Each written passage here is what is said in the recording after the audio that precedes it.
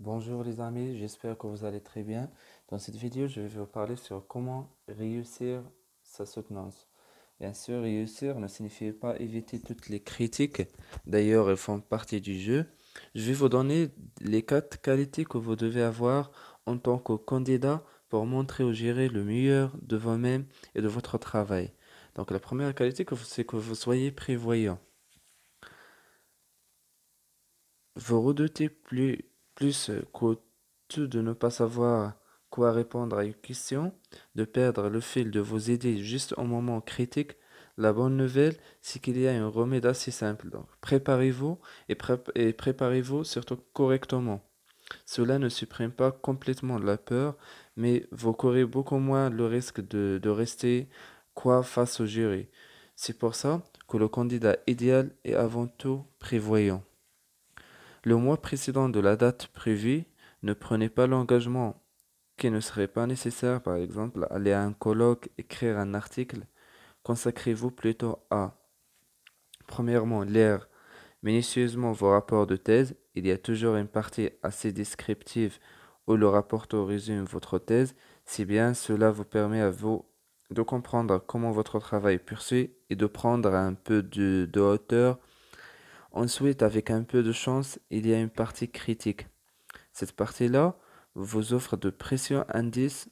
Lisez-la plusieurs fois à tête reposée. Il vous permet d'anticiper les questions qui vont être posées.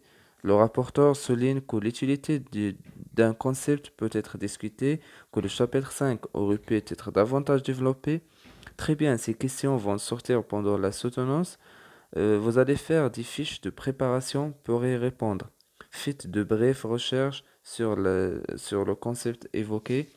Défendez votre manière de l'utiliser.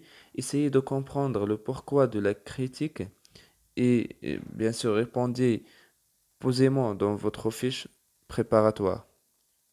La deuxième chose, c'est qui sera votre jury. Donc renseignez-vous sur eux.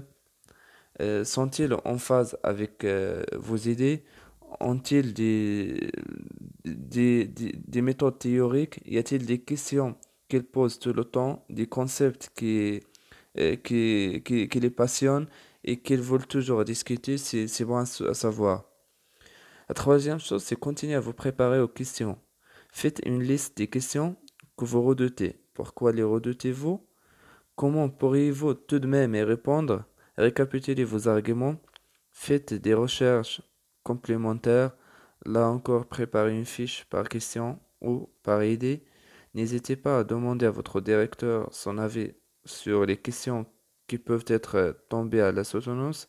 Relisez les parties clés de votre thèse, comme l'introduction. Peut-être avez-vous évoqué un concept que finalement vous n'avez pas trop approfondi ensuite. Pourquoi? Comment pourrait-il quand même nourrir votre réflexion? La deuxième qualité, c'est que vous soyez synthétique. Donc là encore, être synthétique, ça se prépare. Prenez le temps de la réflexion, prenez de la hauteur. En fait, à quelle question avez-vous voulu répondre dans votre recherche et tout bien peser? Quelle est votre réponse? Je sais qu'il y a plusieurs questions, plusieurs réponses, mais vous devez parvenir à une synthèse qui résume ce que votre thèse apporte au débat scientifique et pourquoi elle est cohérente.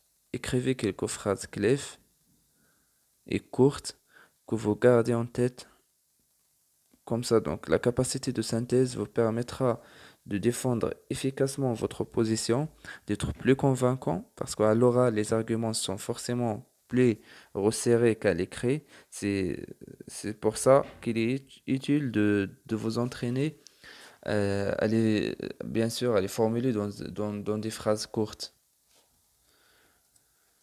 La troisième qualité, c'est que vous soyez affirmatif. Vous êtes là pour défendre une thèse. C'est votre thèse. Alors il faut y croire parce que vous avez passé des années sur cette thèse et c'est le fruit, c'est la somme de tous vos efforts, bien qu'elle ne soit pas parfaite, c'est ce que vous avez réussi à faire.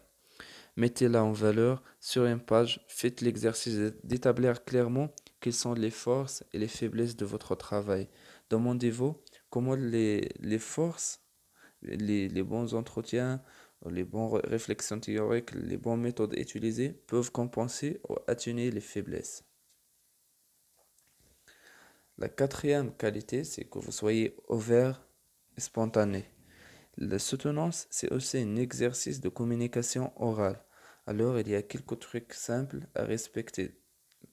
Par exemple, souriez. Donc, cela prédispose favorablement le jury à votre égard. C'est un message que vous adressez directement à leur inconscient. Levez la tête, tenez droit, les épaules ouvertes, gardez une expression accueillante, même si vous recevez une critique, même si vous êtes en train de vous défendre. Je sais que vous aurez le trac, donc vous ferez plutôt semblant d'avoir du sang-froid et d'être à l'aise, mais ce n'est pas grave. Faire semblant suffit à envoyer le bon message. Donc c'est le moment de s'affirmer comme chercheur. Et ça passe aussi par l'image sur de vous capable de recevoir une critique, de se défendre tranquillement et sans timidité excessive. Donc pour le bonus, vous trouvez également donc cette vidéo sur ma chaîne YouTube ENSCH sur comment améliorer votre communication orale. Bien sûr, si ça, je vous souhaite bon courage et si ça vous plaît, donc cliquez sur le bouton abonner et j'aime et bien sûr partagez le contenu avec vos collègues et vos proches et je vous souhaite une très belle fin de journée. Merci.